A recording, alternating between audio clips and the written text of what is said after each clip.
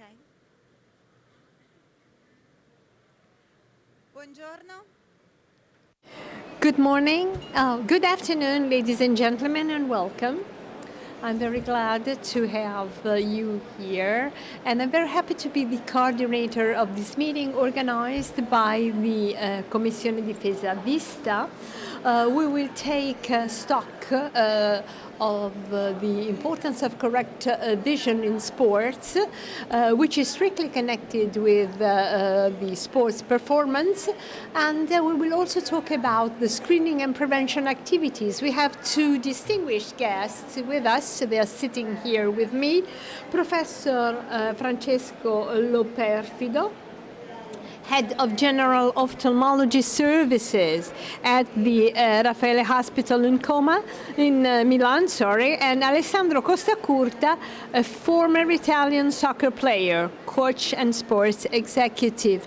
Before starting, I would like to explain what the Commissione Difesa Vista is. They have been promoting the importance of of a healthcare approach in vision, and it has organized a number of events, of seminars and screening activities free of cost for all.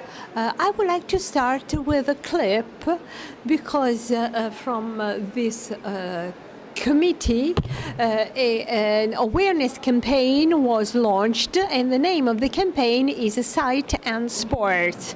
How important is to have a perfect vision in sports? Each movement, each decision you make starts from what we see. A visual impairment can have a negative impact on your performance. A perfect vision shows contrast, deepness, and also the position of your opponent. When you start playing, your best ally is sight. Professor Loperfido, how vision is important in sports and how much it is connected with performance? Well, if you have an excellent view, you can coordinate the movement of your body perfectly well. So I think that people should be aware of that when you are a kid, when you start practicing sports. A visual impairment can change our perception of objects within a sports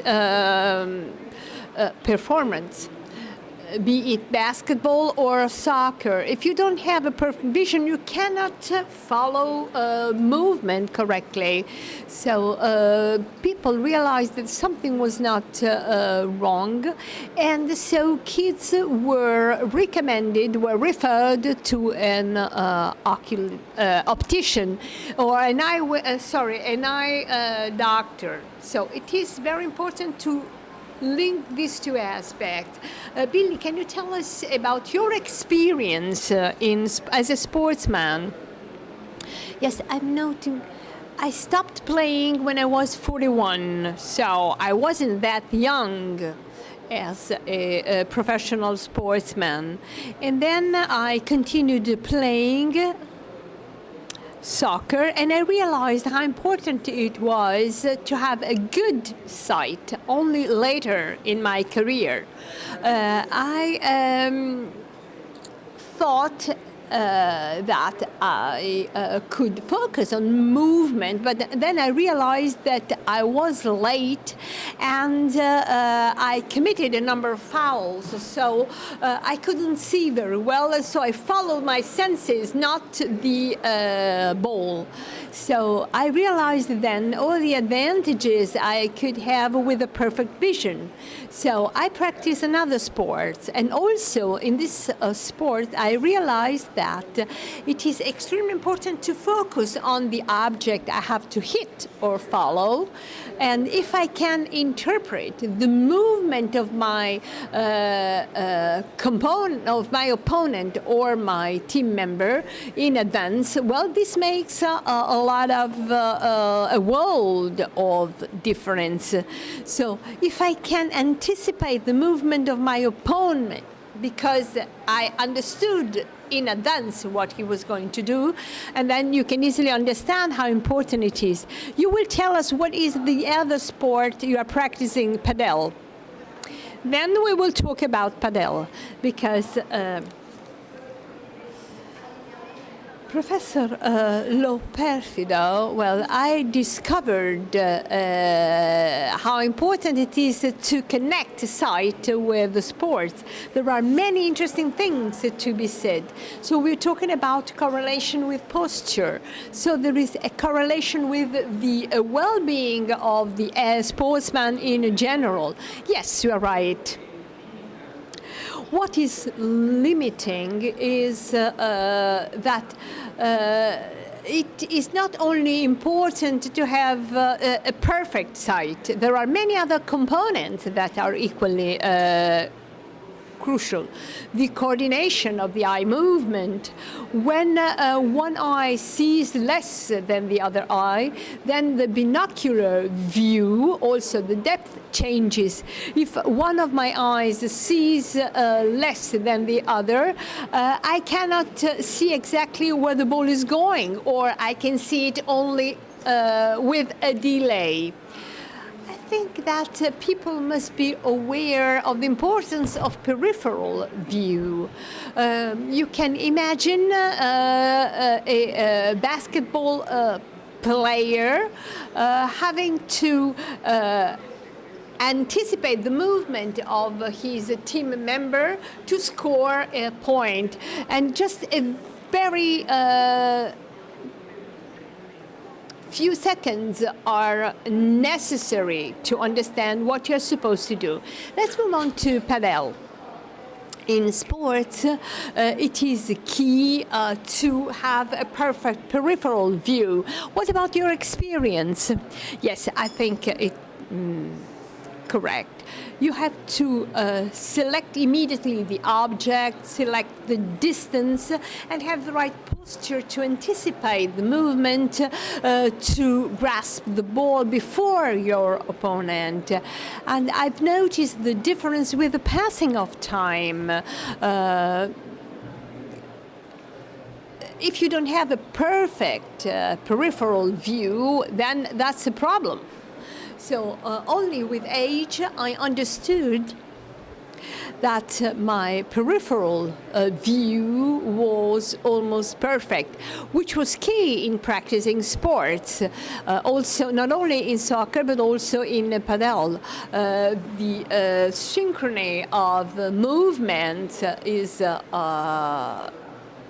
key. Once I did a terrible mistake. One of my worst fouls was on a player called Ronaldo. He was a nightmare. He was extremely fast, and the foul I made right then was due to one of my teammates, and I lost focus on Ronaldo, and I found him 1 meter ahead of myself, and because I lost focus on him, and I made a terrible foul. And Giuseppe Bergomi approached me and told me plenty of bad words, and that because I lost the perception, and so I could not anticipate the movement. I could not catch the ball before Ronaldo did. Now, through these stories, we get more familiar with practicing sports. And injuries prevention is equally important. If you do not move correctly, you risk to get injured. And a perfect eye examination during the development of a soccer player or a player in general makes us understand how some football clubs can invest on a very good player, but if the sight impairments are not understood early, then this can cause problems later on. For instance, a nearsighted soccer, if hit and if wearing lenses, can face major problems. So you must understand when we can improve the performance, when the visual impairment must be improved. Yes, can you tell us, according to the different sports, what is important to check? Biking is a very special sport. So you move together with the bike. When there is a curve, you curve the bike and you curve yourself. So you must have a horizontal view, because with posture, you have a specific horizontal view. This means the development of a perspective that can be impaired if you have visual problems. So it is a very special view you must have as compared to other sports. In dynamic sports, for instance, like bob, and in car racing, we have the ability to adjust the movements when we curve. When speed is particularly high, you move your head and you have to coordinate the movement of your body and the eyes. So it is crucial to have a perfect vision. If my vision is not perfect, then this coordination is not correct. In skiing, there are different problems, different issues to be tackled. When we ski, we go down, so we tend to have an imbalanced posture because we bend forward. Those who are over 40s should not start, skiing at that age. You must need a special protection for your eyes, a light blue protection, because as you know, snow is in snow you find plenty of blue light, and it's quite dangerous for your eyes. So each sport requires specific features in terms of vision and sight. So we talked about visual acuity. We have a dynamic and a static acuity. There are different conditions I have to consider: lights, shadows, glaring, and they can modify the quality of my vision. Then if I play soccer at noon and I have light in my eyes, then I don't see the ball. And then, in addition to glaring, there is the speed of perception of images. And this is particularly important when I train. There are balance training for peripheral vision, for instance. So I can improve all these aspects, all these features through training. Yes, you can. Through specific training, ad hoc training that you can take in different sports. To have a good peripheral view, I must be sure to have an excellent central view. And another important aspect is the coordination of the muscles of the eye, because we move our head and we move our eyes, but not concurrently sometimes. So if I can have a better perception only by moving the eyes, I'm advantaged. Were you ever trained, Alessandro? But well, they were very, very simple at the time, you know.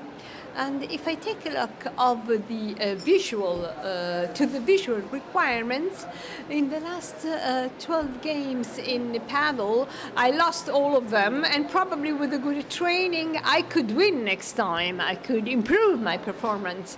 And the paddle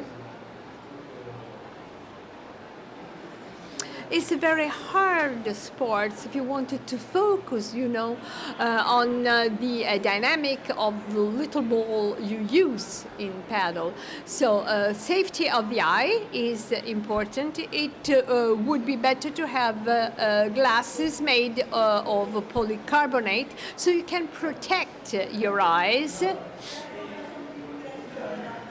when you play. It would be advisable to have them. In the ER room, I had patients with terrible experiences because even though the ball is small, it can hit people very hard.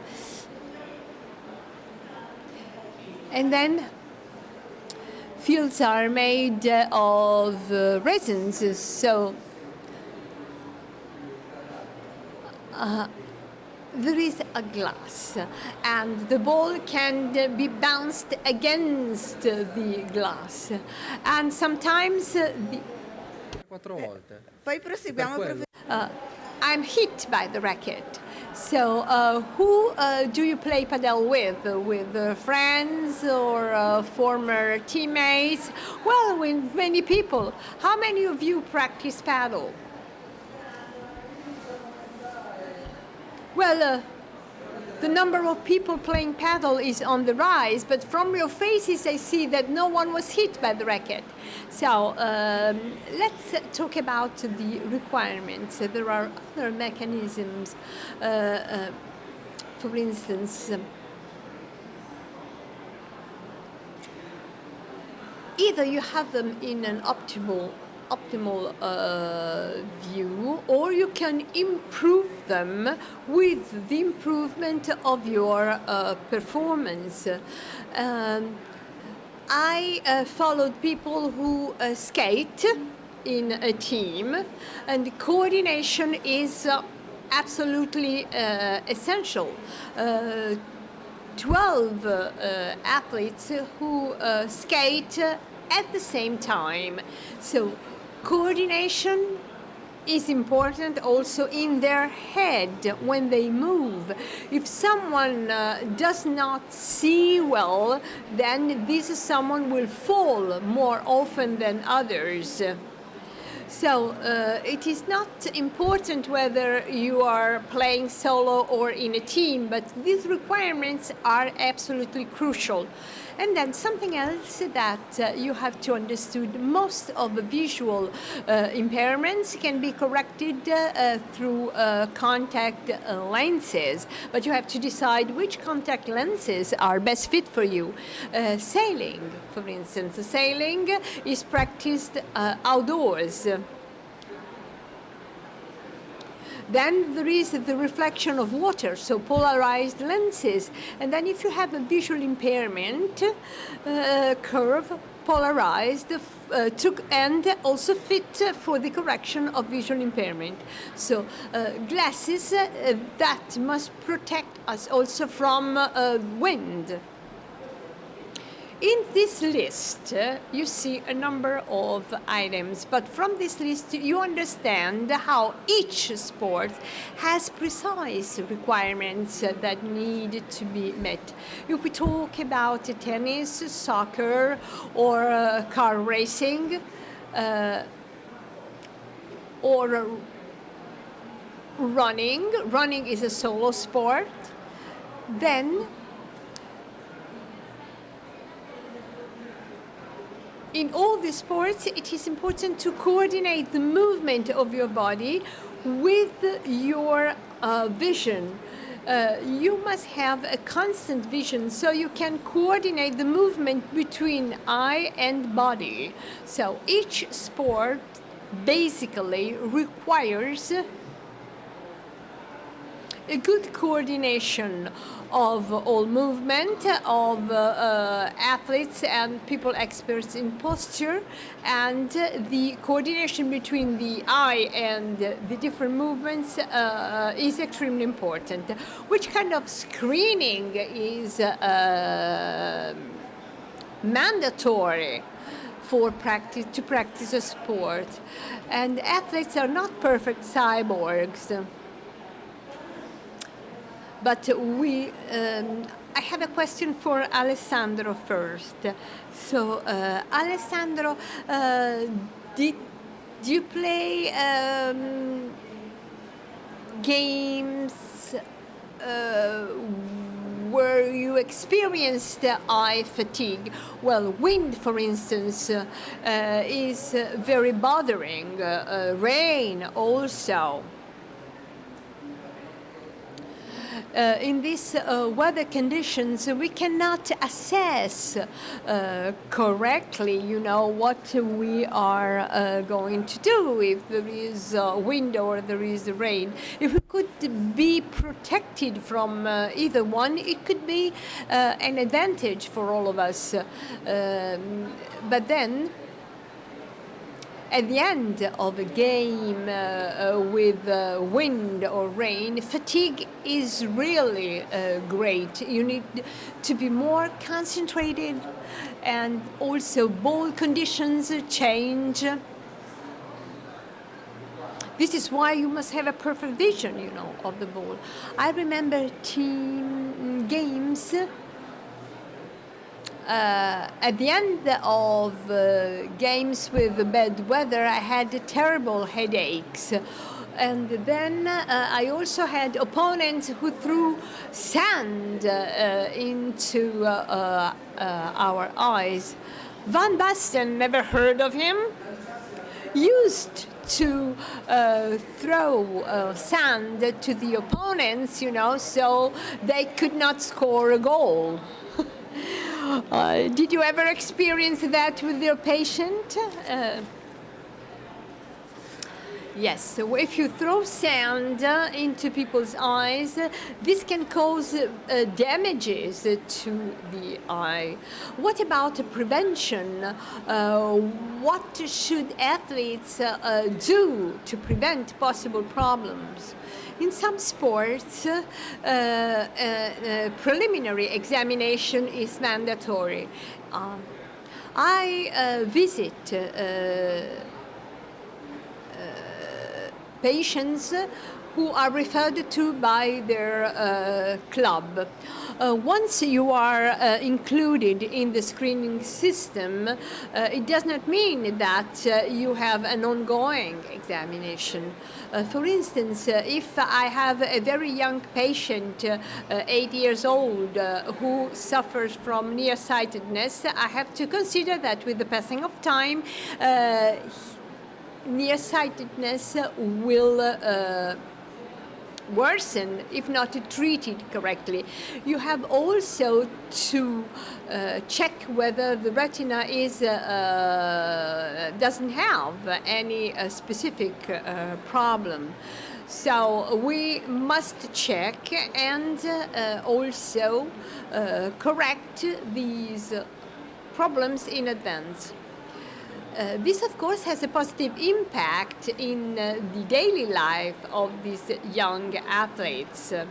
When you say that sport is good for your health, if we talk about prevention, we have to consider that prevention in sports improves my performance, but also my private life, and helps me learn better. Are there statistics concerning the impact of visual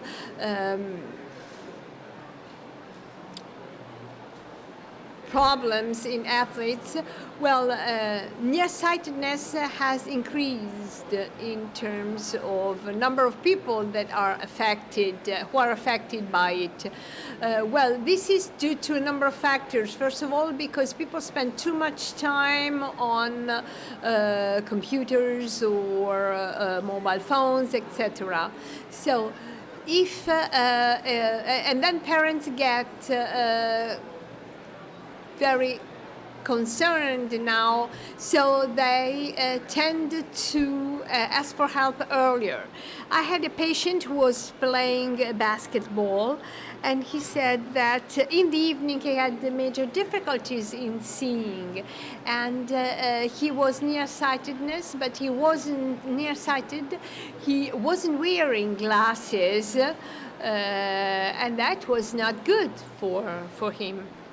If you don't see well in sports, especially in team sports, makes you feel bad vis-a-vis the group, because you understand, you see that your performance is not the same as your teammates. And when I improve my visual performance, consequently, I have a better relationship with my teammates. And this happens to all sports, like basket. LeBron James, for instance,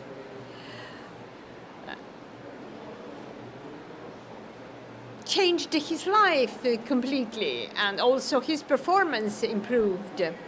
In your career, did you experience this problem in your teammates? Yes, I did. One Ricardo, and the last name is K and Aka, and he suffered from visual problems, but he could change his life and his performance completely.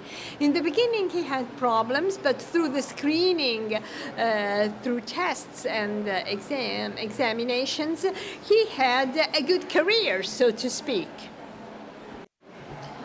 Say once again, it's important to do the screening, and also, well, you are a member of these committees, so it's very important. So with Tennis and Friends and many other events, and your job with the A Series Volleyball League. I mean, talking about the hypothesis of before, what about, I mean, of course, athletes normally they are very well followed, but do we need to monitor also non-professional athletes? Of course we do. When we can really have an optical vision or optical sight, I mean, it's an improvement of everyday life, in driving your car, in your everyday life, everything you do. I mean, your relations simply change. And it's something that we really need to appreciate. And I've seen important athletes in very important teams that have problems, very serious problems with their sight. And they realized that a non-performing sight was determining really a change in the quality of their playing. The quality in contrast. Non è più il calcio degli anni 70-80. Soccer nowadays is really different from soccer in the 70s. Now we have very, very tight dribbling, for example. So you do have to have central sight, but also at the same time, in a few seconds, we really need to have a proper peripheral vision.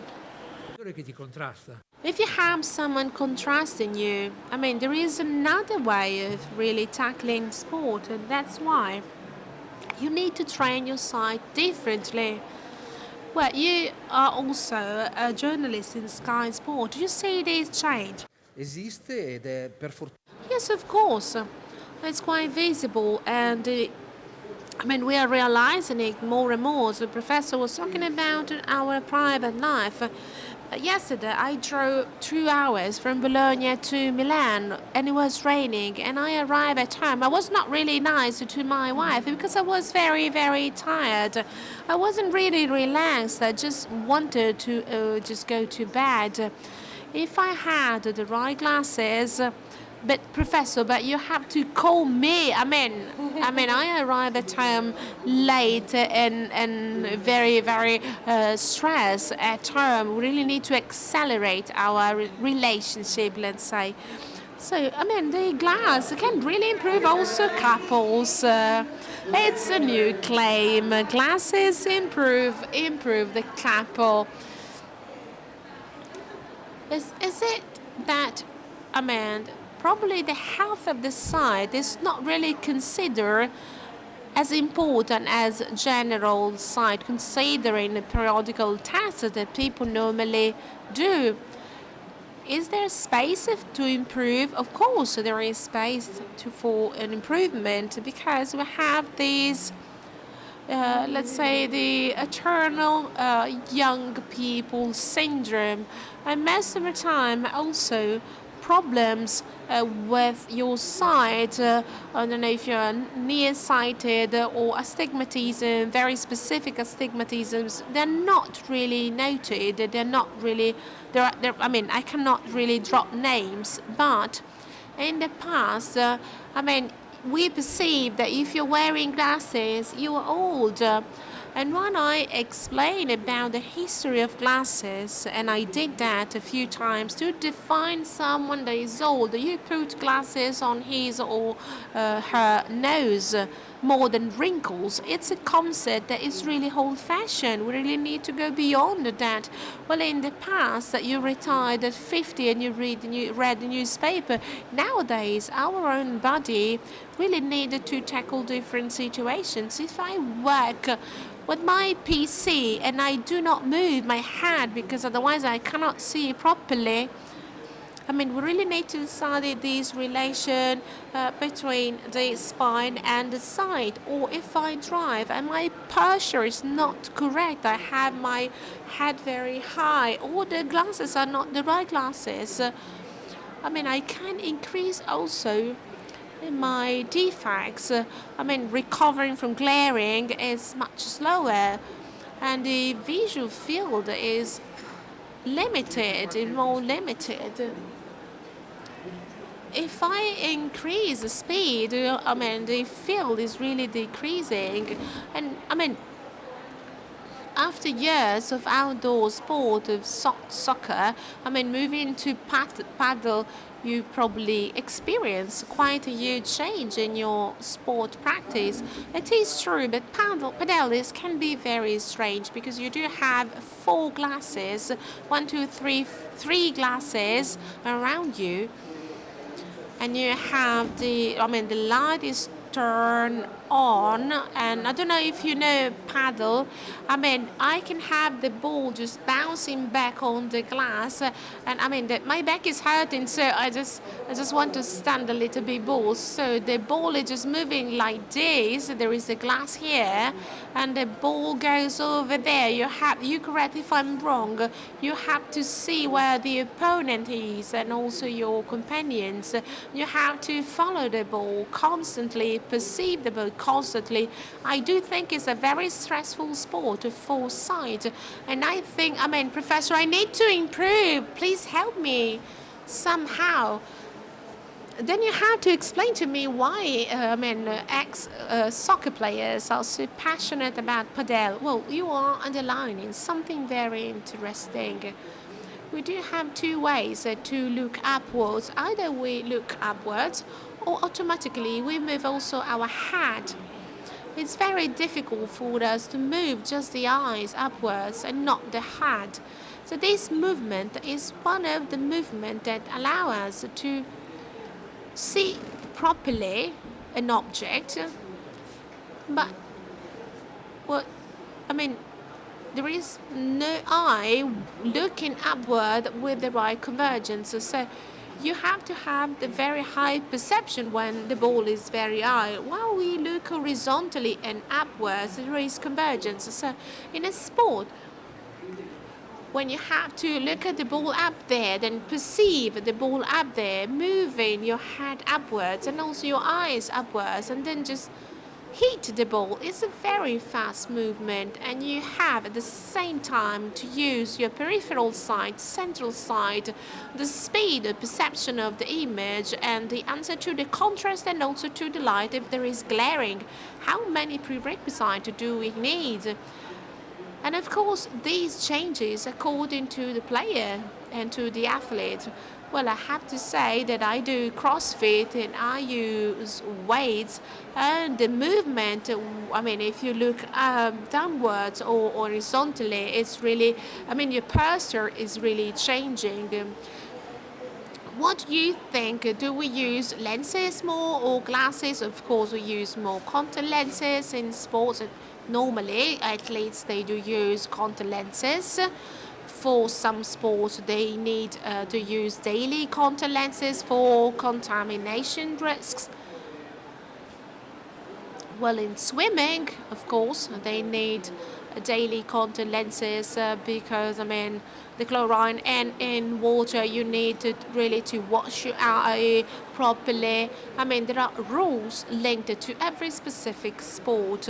I mean, you can, I mean, you can dry the contact lens can dry very, because if you blink, and then the tears and also the evaporation of the tears, there is, I mean, a link among all these parameters. So, for example, if I have a player, I need to give to the player performance contact lens, considering the interaction with the lens, how the lens is placed, in order for the athlete to see properly without drying the lens. Well, you know so much, Professor. I'm sure that you're going to charm our students listening to you. So, Alessandro, why are these ex-football players so passionate about padel? Is there a correlation? Well, probably the ball can be inside the sort of box. So so the ball is not really going out of the field. There is a contact, and then the goalkeeper is just taking the ball, and then you have to cover the goalkeeper. I do think there are lots of correlations also in the movements that you do, and also the ability to read the game and where the ball is going. I have to say that I play with 200 people. During the year, 180 more or less are ex-soccer players. Well, I think it can be quite different, but it's counterintuitive, but apparently. Well, I'll just give the floor to our audience in case they do have questions. Well, in case they do not have question, it means that we have been very clear and we have explained everything that we needed to. Professor, I know that you could talk for hours, but we do have questions. I'll just give the floor to our public. So I just want to ask to Professor Leperfido, do you suggest to use glasses or all the time or just sometimes? So there are lots of people say, no, I have glasses, but I just use glasses only when I try, when I look at the TV. Is it better to use the glasses just occasionally? Well, on one side, there are just rumors in the free market, and so there are some people saying that the less you use glasses, the more the eye is trained to work. I do not agree, because if it was true, when I see these people not wearing glasses, they should have just the sight of oak, and it's not the case. So most of the time, if you ask to someone that is drinking and you ask, do you drink? And they reply, no. And then when we ask, do you see? And normally they answer yes. And the reality that they're not see properly. So what we need the public to understand or patients to understand is that continuity of vision can really increase the perfection of vision itself. Most of the time, headaches are not perceived as linked to problems with your sight. When I see my patients, well, they just tilt the head on one side and do not just have this head erect, and that means they have just a stronger eye. And then you realize that it's like this. That's the case. I see patients, and when they're seated, well, I always see that probably they're reading with the sheet just tilted. I mean, it's quite evident there is a direct relation between the quality of vision, well, the sight defect, and the structure of the body. So if you use the glasses just occasionally, and I answer your question, well, you are not really helping your sight. I mean, you should wear your glasses constantly, because my patients, sometimes they have 10 out of 10, but for 5 or 6 minutes is the yo-yo sight with ups and downs. But the patient does not perceive the sight like this. So because the eye really just adjusted to this kind of vision, you need to accompany this patient toward the perfect vision. But it's something that I can do only if the patient agrees to wear glasses. Well, I think you answer perfectly to this question. There is something that I just want to add. I've known the professor for years. I mean, seeing properly. I mean, how can you say you are seeing properly? I see. Well, I see mountains, I see houses, but seeing properly and seeing are two different things. On one side, I have perception, on the other side, the objective. Well, I remember a girl living in a house, a third floor, with a garden in front of her house. And she said, after wearing glasses, she said, I mean, for me, the grass was really just green, and now I can see really the grass. That's really the difference between perceiving and seeing. On one side we have see, and on one side we have watching. Well, of course, this is valid for many different sectors. It can be very interesting. We do have another question.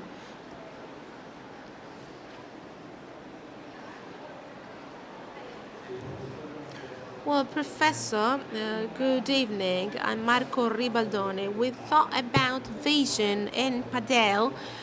If it's possible, because you are here and you are knowledgeable, I would like to underline the problem of safety, because Padel is causing not only unprofessional athletes, but also people just playing padel after just for being passionate, an increase of trauma linked to the ball hitting the eye, and also the racket hitting a companion. Or Billy showed perfectly the position of the ball bouncing on the glass. So the speed of the game, so because of the speed of the game, you perceive distances less. And so often it happens that you hit the ball and also the face, your face, or the face of your companion. I think it's a very, very, very important aspect for our sector. I do agree with you, fully agree with you. Well, I'm not saying that it should be mandatory. It's not really up to me, but I really suggest to players to use polycarbonate glasses, because polycarbonate does not break.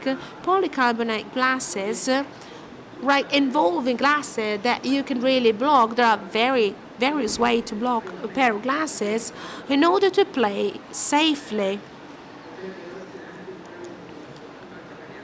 And this can be also a suggestion for companies, because you can produce polycarbonate glasses with a very soft, bridge, because there is another indirect trauma because of the frame hitting the nose, for example.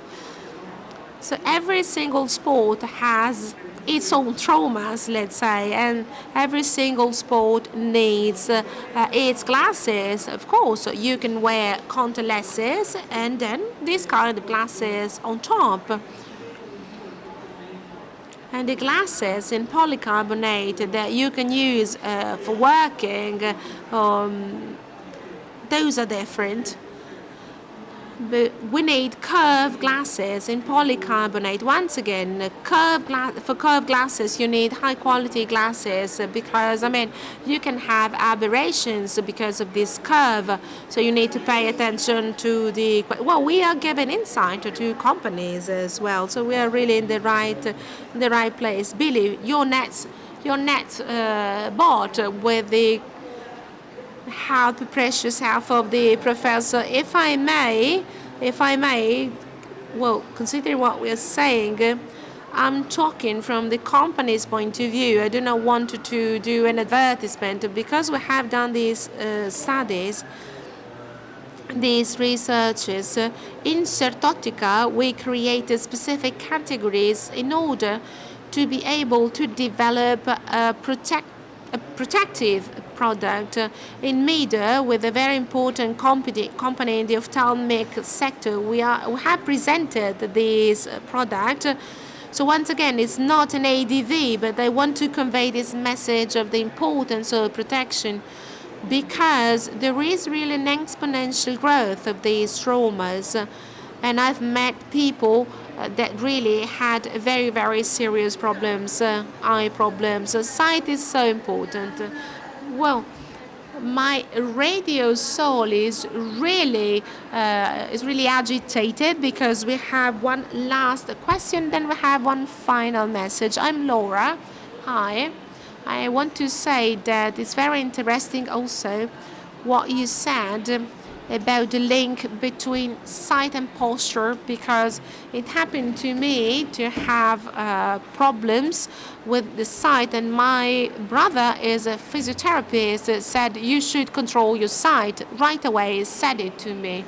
So it's very interesting, this correlation. And I want to ask the following. Can we say that if I control my sight, I can really decrease the number of injuries in sport? I think, considering what you're saying, and this correlation between posture and sight, well, injuries, for sure, you can decrease them. When we talk about coordination, the body coordination, I've said just a small part of this topic. I've talked about a small part of this topic. So if you imagine these acrobats just walking on a thread, on a rope,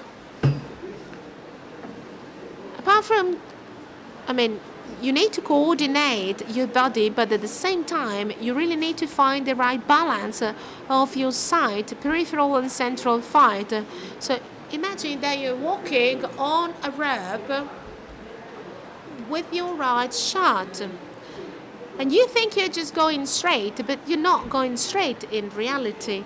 That means that you need to coordinate your sight and your body, your central sight and also your central vision and your peripheral vision. And what is called the vestibular vision. Thank you. The iconic image of this situation is this man just walking on a rope between the Twin Towers. Before just thanking our guests, I just want to thank the Commission Difesa Vista for organizing this meeting. We've said many important things. I've learned so much. Thank to our guests. And then one service message. So I want to invite you to the F23 stand in Padiglio number 1, to the stand of Commissione Difesa Vista. You can live a virtual experience dedicated to sight prevention with games, and you can really experience this link between sport and sight. Thank you to Alessandro Costa Curta and Professor Lopresti. Thank you for being here.